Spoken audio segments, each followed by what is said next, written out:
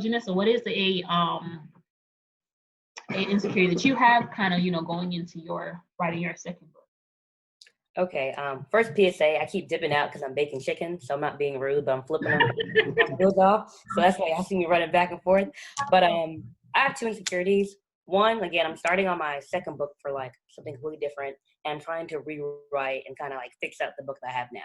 And so my first imperfection or insecurity is that I'm a perfectionist, and I kind of like if I want to put something out, I don't want it to be garbage. Like that's my whole thing. I think creating a book for me is like, it's difficult because like once it hits the shelves, you can't really pull it back unless it's kind of like a plagiarism thing, which I never want to be a part of. And so it's like, I never want to be like, dang, I should have added that, or I should have done this, or now 2 years later that my writing has grown, I could have completely done this differently.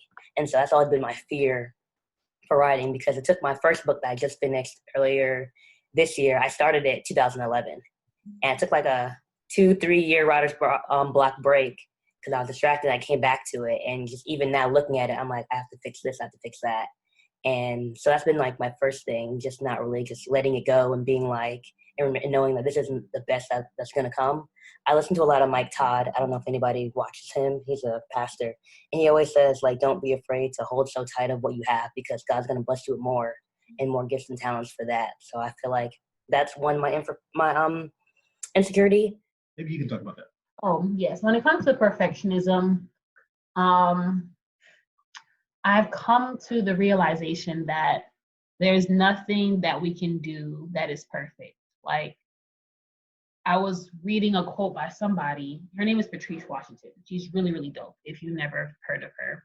And she pretty much was just like, perfectionism is pretty much like an excuse to not do the thing that you're supposed to be doing. And it's kind of more so like fear-based than anything. And I realized the best way to overcome perfectionism is just to do it. Like, I had one mentor tell me, like, every time I would like, because I believe in kind of helping people through my social media. And there's times I'm just like, oh, I don't know what to post. Like, this doesn't look like other people's posts. And like my mentor is just like, do not take it down. If you don't like something, just leave it up there, because it's cool to see your progress.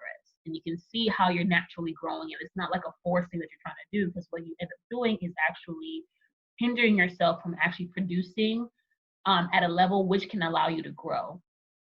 So that uncomfortable feeling is not like, oh no, don't do it. It's a chance for you to grow, because you can't grow while you're comfortable. You can't grow while you believe everything, is really easy peasy and good. And I think it comes back to just learning how to just trust God with your gift, and to know that if He's given it to you, He will allow you to clean. The Bible says that He will, He will finish a good work that He started in you. So it's understanding like, okay, God has given you this to do, and it's all about allowing His perfect will to be done in your life. When the Bible talks about perfectionism, the Bible says pretty much perfectionism is to mature. So even what you're talking about of being able to see your work and maybe see the person of the second, you are perfecting your craft because you're growing and you're maturing, instead of allowing it to be like a forced thing. You know how like you try to eat like a forced ripe fruit? It's not as good if you then compare it to if you just allow it to mature or ripen naturally. So it may look good on the outside and like, okay, cool, yeah, it's ready to eat, it's good. But when you eat it, you're like, something is off. Like, why does it still taste like it's green or not ready to eat yet? And that's what perfectionism kind of does to you. It kind of makes you try to force something that can actually be accomplished at a much greater level if you just allow it to happen naturally. So I feel like the fact that you are writing another book, that is just a part of you being perfected, because you're maturing in the process. So I think it's just about perspective and understanding. Amen. That was good.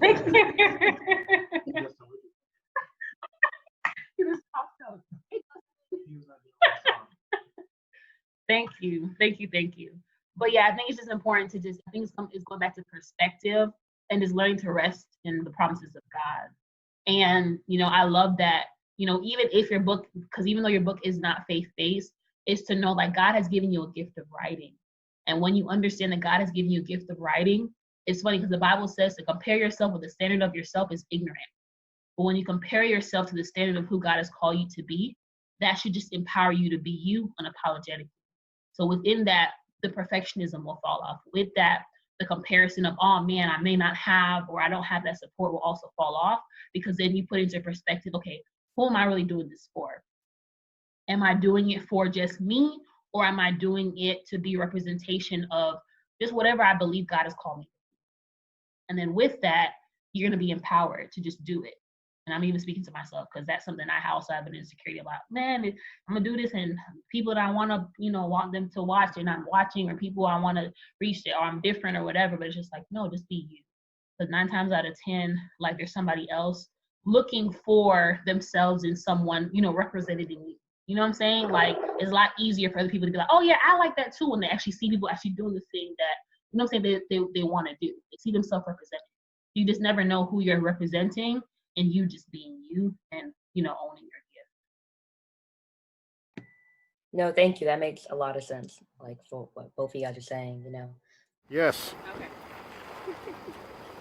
You done? One more. Perfect.